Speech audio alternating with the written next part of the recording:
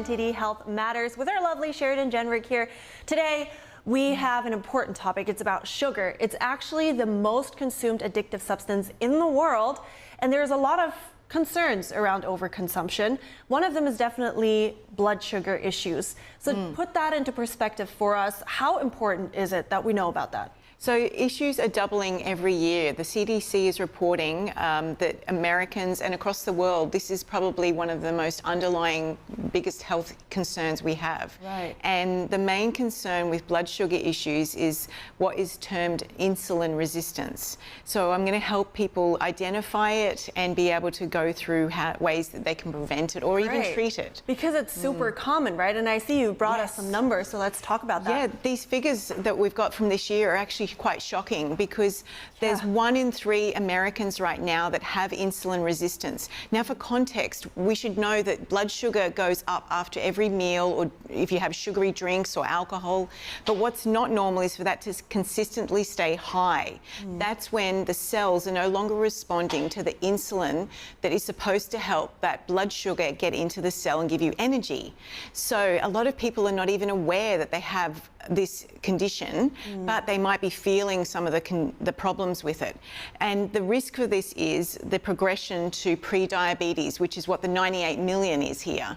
Wow. So this is preventable, it's also treatable, and it's not something that needs a medication only. Right, so that's definitely important to mention right here because it's not that terrible, it's reversible, and you have full control over it. Yeah. But let's also talk about how we can find out that we might need to get the test for it. Yeah, so by how you feel. So if you're tired or hungry after eating, or if you're sleeping enough but you're also very exhausted. Fatigue is one of the biggest symptoms, but hungry all the time. Our system these days with food is set up almost to make us constantly hungry if we're eating a standard American diet because it's very high in carbohydrates. And the belly fat is the biggest area that you might see the weight gain because this is changing our hormones. This is a hormone response. It's not a calories in and out model anymore. Got it. So I just heard you mention carbohydrates. Hold that thought. But first, I want to know, so we are looking for all of these symptoms, or is one of them already enough for us to raise a red flag and really should take a test? You may just be hungry after eating and tired after eating. So some people, it'll take a while for them depending on their body shape and their health history and family history. Right. But a lot of people do gain weight out of the blue, and stress will also change your insulin and blood sugar levels. So but food is definitely one of the biggest contributing factors, and it's sort of within your control when you know what to look for and what to prioritize as well. That's right. So you also just mentioned the progression. We touched on it briefly.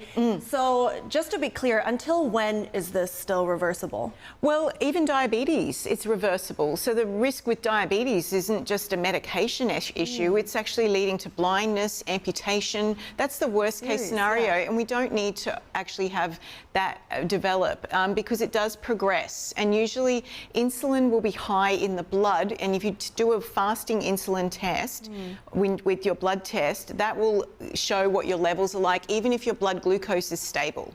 And then pre-diabetes is when your blood glucose has risen, but it's not high enough to be in the diabetes range. So a doctor won't be prescribing a medication for you at that point. Got it. But usually they might just say lose weight.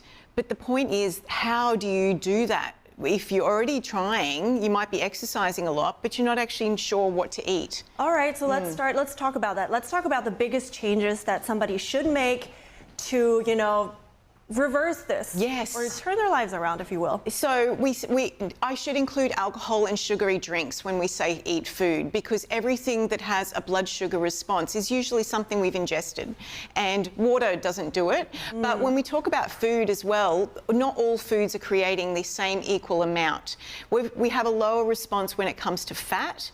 That will cause the lowest insulin or blood glucose level rise. Then we also have proteins next, but carbohydrates, even coming from fruits, and obviously your veggies are the best sources, but it's usually the processed foods that will be giving the highest spikes in blood glucose.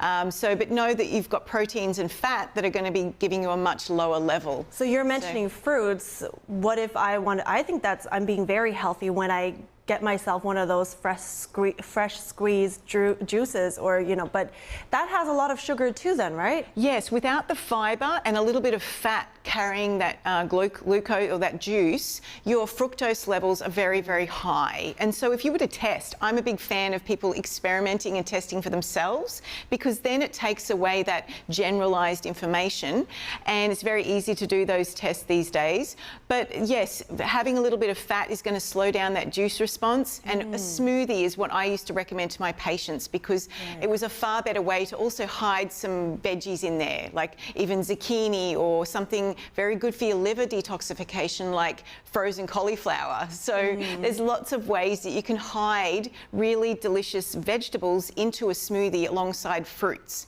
and that's going to slow down that response because you've got fiber and fat there. Right, and I think you mentioned yogurt, some cream maybe. Yes. Yeah, okay, yes. awesome. Yes. So just before we go though, let's talk about, because obviously ingredients would play a huge role.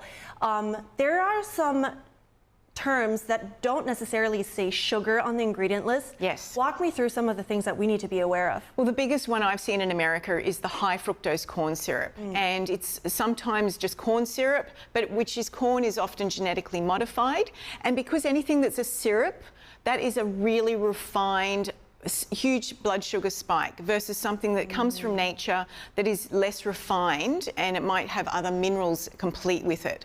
So that would be the biggest one. Also sucralose, which is your Splenda that you might get in those artificial, it's very harmful for the body, and it's not a one-time effect. This is accumulating. And that's the same with how the body, this is a summary giving us an idea of... Talk to me, the bottom line. The bottom line is your body makes insulin after every single time you eat and drink, and then it's after accumulation that the cells will no longer be able to get that into it's an overload.